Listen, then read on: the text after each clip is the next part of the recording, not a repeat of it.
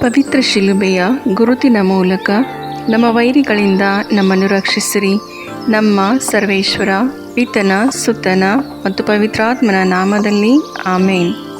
ಓ ಯೇಸುವಿನ ಪವಿತ್ರ ಹೃದಯವೇ, ಸಂತ ಕನ್ಯಾಮರಿಯಮ್ಮನವರ ನಿಷ್ಕಳಂಕ ಹೃದಯದ ಮೂಲಕ ಮತ್ತು ನಿಮಗೆ ಅತಿ ಪ್ರಿಯರಾದ ಸಂತ ಜೋಸೆಫರ ಮಧ್ಯಸ್ಥಿಕೆಯ ಮೂಲಕ ನನ್ನ ಇಂದಿನ ದಿನವನ್ನು, ಎಲ್ಲ ಕೆಲಸ ಕಾರ್ಯಗಳನ್ನು, ವಿದ್ಯಾಭ್ಯಾಸವನ್ನು, ಪ್ರಯಾಣವನ್ನು, ಇಂದಿನ ಅನುಭವಗಳನ್ನು, ಆರೋಗ್ಯವನ್ನು, ನನ್ನ ಕುಟುಂಬದ ಸದಸ್ಯರನ್ನು, ಬಂಧು ಮಿತ್ರರನ್ನು, ನೆರೆಹೊರೆಯವರನ್ನು, ನಾನು ಸಂಧಿಸುವ ವ್ಯಕ್ತಿಗಳನ್ನು ನಿಮಗೆ ಅರ್ಪಿಸುತ್ತೇನೆ.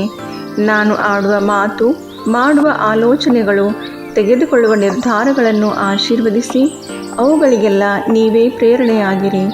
ಇಂದಿನ ದಿನ ನಿಮ್ಮ ಸುರಕ್ಷತಾ ಕವಚವನ್ನು ನನ್ನ ಮೇಲೆ ಇರಿಸಿ ಸಕಲ ಕೇಡುಗಳಿಂದ ನನ್ನನ್ನು ಕಾಪಾಡಿರಿ. ದಿನದ ಪ್ರತಿ ಗಂಟೆಯಲ್ಲಿಯೂ ನನ್ನೊಂದಿಗೆ ಇದ್ದು ನನ್ನನ್ನು ಕೈ ಹಿಡಿದು ನಡೆಸಿರಿ. ಆಮೇನ್. ಸಂತ ಲೂಕನು ಬರೆದ ಸುಸಂದೇಶದಿಂದ ವಾಚನ. ಆತನು ಮಾತನಾಡುತ್ತಿರುವಾಗ ಒಬ್ಬ ಫರಿಸಾಯನು ಆತನನ್ನು ಊಟಕ್ಕೆ ಬರಬೇಕೆಂದು ಕೇಳಿಕೊಳ್ಳಲು ಆತನು ಒಳಕ್ಕೆ ಹೋಗಿ ಊಟಕ್ಕೆ ಕುಳಿತುಕೊಂಡನು. ಆತನು ಕೈ ತೊಳೆಯದೆ ಊಟಕ್ಕೆ ಕೂತದ್ದನ್ನು ಆ ಫರಿಸಾಯನು ಕಂಡು ಆಶ್ಚರ್ಯಪಟ್ಟನು. ಸ್ವಾಮಿಯು ಅವನಿಗೆ, ಫರಿಸಾಯರಾದ ನೀವು ಪಂಚಪಾತ್ರೆ, ಬಟ್ಟಲು ಇವುಗಳ ಹೊರಭಾಗವನ್ನು ಶುಚಿ ಮಾಡುತ್ತೀರಿ ಸರಿ, ಆದರೆ ನಿಮ್ಮ ಒಳಭಾಗವು ಸುಲಿಗೆಯಿಂದಲೂ ಕೆಟ್ಟತನದಿಂದಲೂ ತುಂಬಿರುತ್ತದೆ. ಬುದ್ಧಿ ಇಲ್ಲದವರೇ, ಹೊರಭಾಗವನ್ನು ಮಾಡಿದಾತನು ಒಳಭಾಗವನ್ನು ಮಾಡಿದನಲ್ಲವೇ?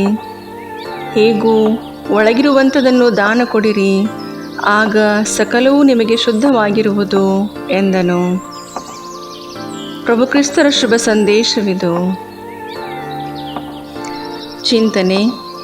ಫರಿಸಾಯರು ಹೊರಗಿನ ಧಾರ್ಮಿಕ ಆಚರಣೆಗಳಲ್ಲಿ ಕಾಳಜಿ ವಹಿಸುತ್ತಿದ್ದರು, ಆದರೆ ಅವರ ಹೃದಯವು ಶುದ್ಧವಾಗಿರಲಿಲ್ಲ. ಯೇಸು ಹೇಳುವುದು, ನಮಗೆ ಬೇಕಾಗಿರುವುದು ಆತ್ಮಶುದ್ಧಿಯೇ ಹೊರತು ಬಾಹ್ಯ ಪ್ರದರ್ಶನವಲ್ಲ. ದೇವರು ಹೃದಯ ಶುದ್ಧಿಯನ್ನು ಬಯಸುತ್ತಾರೆ.